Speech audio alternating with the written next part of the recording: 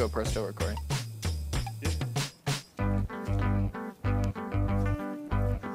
Here's our wall ball workout. Cut, print, film it. What's up, guys? Chris here from Mainely Mesh. We're doing an abbreviated Field Friday wall ball, Field Friday Wednesday thing. We're going to be giving you my 3 favorite and most essential wall ball drills, and then Sam's 3 favorite wall ball drills next week.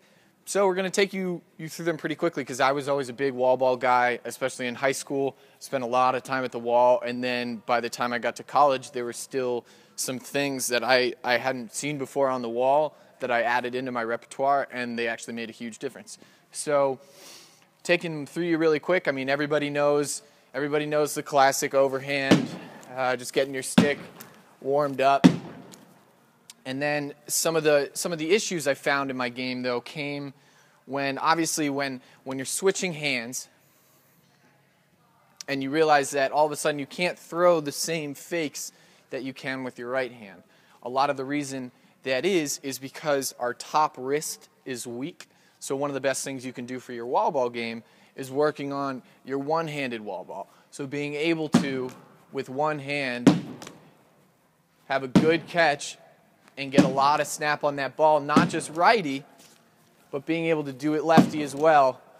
And that was how I really brought my left hand game back, was being able to get those consistent reps one-handed with both hands.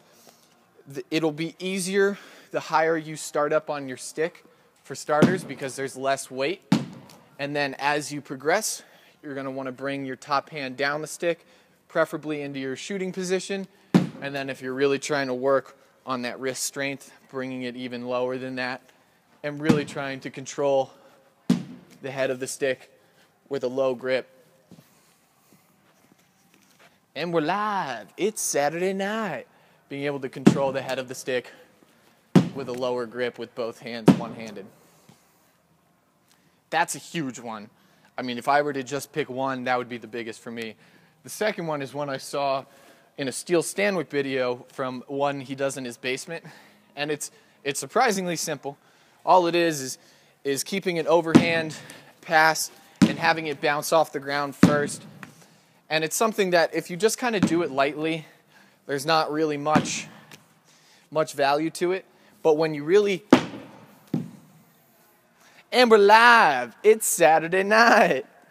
Stupid. Ball routines are not perfect, guys.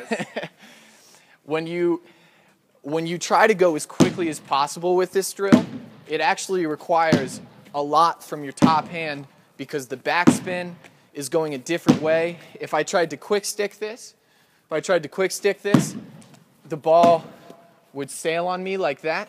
So it's one of those that it actually requires a lot more from your wrists than you would expect. So this is actually a slippery ball. If you want to take it one step further and get yourself the wrist speed required with a greaser, which is even more than with a normal ball. So that was one drill that really helped me. And then the final is one that has value for a reason that you wouldn't necessarily expect. And that is the behind the back. Actually, since we're here, I'm going to do a different one. This is one that I found while I was at school, and I used to play in old squash courts. And it requires having 2 walls at a 90-degree angle like this. So if Sam backs up so I don't drill him, what you're going to do is you're going to bounce it. If I have the ball in my right hand, I'm going to bounce it off the right wall in a way so that it bounces off the left. And then what I'm practicing is my offhand catch. So you'll see here, this is practicing my offhand catching. Now the key to really making this a workout is after you throw it, relax your hands and then try to react to the offhand catch just like it's a bad pass in a game. So you'll see I throw it, relax, oops, throw it, relax, and then reach all the way over to make that catch. And you see I'm a little rusty with this one Same thing if I'm going left hand, I want left wall first, then right wall.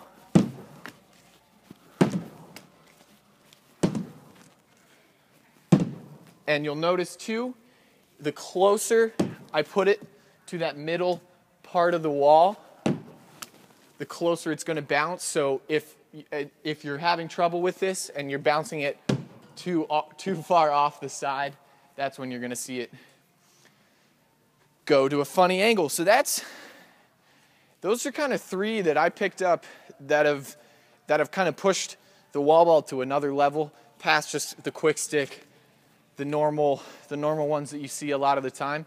So let me know in the comments below if there's other ones that you guys like.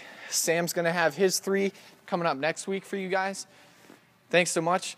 Always find time to play wall ball. It's the single best thing you can do without really, sprinting and playing lacrosse. It's the best thing you can do for your game, best thing you can do for your stick skills. Thanks so much, and we'll catch you guys next time. That went in.